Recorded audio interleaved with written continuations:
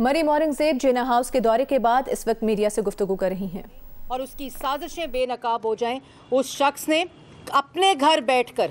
جنا کا گھر جلوانے کی سازش کی. اس نے اپنے گھر بیٹھ کر ڈرائنگ روم میں بیٹھ کر ماسٹر مائنڈ کر کے پلان کر کے ایمبولینسز جلائیں, ہسپتال جلائے, اور جنا ہاؤس کے ساتھ یہ اس ہاؤس کی مسجد ہے جس کو نظر آتش کیا گیا, جنہوں نے بچوں کے اسکول جلائے, جنہوں نے شہداء کی یادگاروں کے اوپر ڈنڈے برسائے, ایم عالم کا جہاز جلایا, اس کو توڑا, کیپٹن کرنل شیر خان کا مجسمہ توڑ کے اس کو پھینک کر اس کو نظر آتش کیا گیا, شہداء کی یادگاروں کو تباہ کیا گیا, افواج پاکستان کی وردیوں کی بے حرمتی کی گئی, شہداء کی یادگاروں کی بے حرمتی کی گئی, ہسپتال جلائے گئے, اور پھر اس کو سیاسی لبادہ دینے کی کوشش کی جا رہی ہے, پھر اس کو ہیومن رائٹس کی وائلیشن کی بات کی جا رہی ہے, جو سازش اور بیانیہ دفن ہو چکا ہے. کیونکہ جو شخص یہاں سے ہو کر گیا ہے اور جس طرح ایک عوامی رد عمل آیا ہے کہ کچھ قومیں اور کچھ قوموں کی ریڈ لائنز ہوتی ہیں, کچھ ملکوں کی ریڈ لائنز ہوتی ہیں, کچھ ریاستوں کی ریڈ لائنز ہوتی ہیں, اس کو پار کرنا کسی کو اجازت نہیں دی جا سکتی. اور جس نے اس کو ماسٹر مائنڈ کیا ہے, جس کے سرغنہ وہ فسادی, وہ فتنہ, وہ سازشی عنصر ہے جو اس ملک پہ مسلط کیا گیا اور دیمک کی طرح کھانے کی کوشش کی اس ملک کو. لیکن 9 مئی کے سانے کے بعد جس طرح پاکستان کی عوام ایک ریزولو کے ساتھ اکٹھی ہوئی, جس طرح ریاست پاکستان اکٹھی ہوئی, جس طرح اس ملک کے نمائندوں کی جماعتیں اکٹھی ہوئیں کہ جس نے اس جرم میں اپنا حصہ ڈالا ہے اس کو کیفر کردار تک پہنچانا پڑے گا, وہ مثال بنانا پڑے گا کہ آئندہ آنے والی کسی بھی شخص کے اندر یہ جرت نہ ہو کہ وہ ان حساس تنصیبات, ان شہداء کی یادگاروں کے اوپر, ان ہاسپٹل, سکولز اور جس نے شہداء کی یادگاروں کی بے حرمتی کی ہے, ان سمبلز کو تباہ کیا ہے, یہ جرت آئندہ کسی شخص کی نہ ہو. لیکن جس قسم کا جلاؤ گھراؤ ہم نے یہاں دیکھا ہے, اور پھر کیا کہتے ہیں کہ میں تو جیل میں تھا,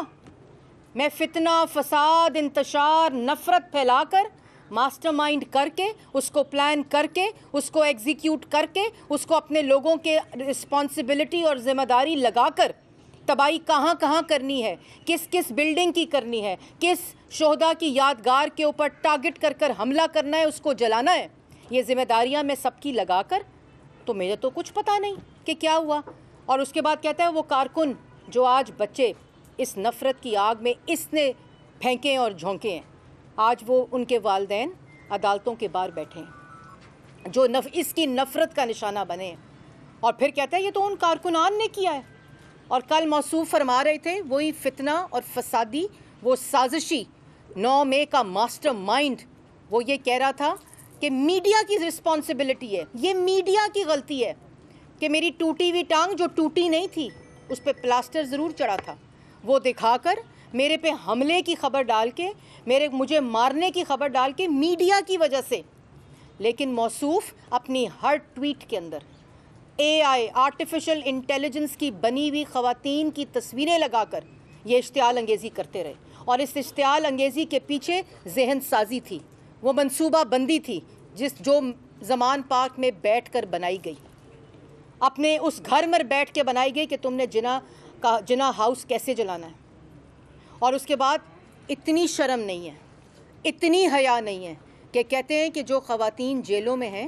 ان کو تشدد کا نشانہ بنایا گیا ہے, ان کے ساتھ زیادتی کی گئی ہے, ان کے ریپس کیے گئے ہیں. اس شخص کو اتنی شرم نہیں ہے کہ جب کسی خاتون کے بارے میں اس قسم کی جھوٹی بات کی جاتی ہے تو ان کی فیملیز کے اوپر کیا گزرتی ہے, ان کے رشتہ داروں کے اوپر کیا گزرتی ہے, ان کی بیٹیوں کے اوپر کیا گزرتی ہے. وفاقی وزیر اطلاعات مریم اورنگزیب جنا ہاؤس لاہور کے دورے کے بعد میڈیا سے گفتگو کر رہی ہیں. ابھی خبر یہ ہے کہ IMF نے آئندہ بجٹ پر عدم اطمینان کا اظہار کر دیا ہے. اس بارے میں بات کریں گے, نمائندہ جیو نیوز اشرف ملخم ہمارے ساتھ موجود ہیں. اشرف, کہیے گا کن معاملات پر خاص طور پر تحفظات کا اظہار کیا گیا ہے؟ جی, کافی دنوں سے یہ بات چل رہی تھی کہ IMF کے معاملات چل رہے ہیں FBR سے اور اسٹیٹ بینک آف پاکستان سے, لیکن آج آفیشلی جو وزارت خزانہ کے حکام آئے تھے سینٹ کی اسٹینڈنگ کمیٹی برائے خزانہ کے اجلاس میں, انہوں نے جو وزارت خزانہ کا نمائندہ تھا انہوں نے بتایا کہ IMF نے پاکستان کی طرف سے ٹیکس وصولیوں کا جو ٹارگیٹ ہے اس پہ عدم تحفظات کا اظہار کیا. انہوں نے کہا کہ ٹیکس کم ہے, جو 9,200 ارب روپے کا ٹارگیٹ رکھا گیا اگلے مالی سال میں ٹیکس وصولوں کے، اس کو بڑھایا جائے، اور مطمئن نہیں ہے آئی ایم ایف پاکستان کے اس ٹیکس وصولوں کے ہدف سے. ساتھ ہی انہوں نے کہا جائے پاکستان کے ٹیکس نیٹ بڑھانے کا جو طریقہ کار ہے اس کو مزید بڑھایا جائے. تحفظات. بہت شکریہ اشرف ملکم.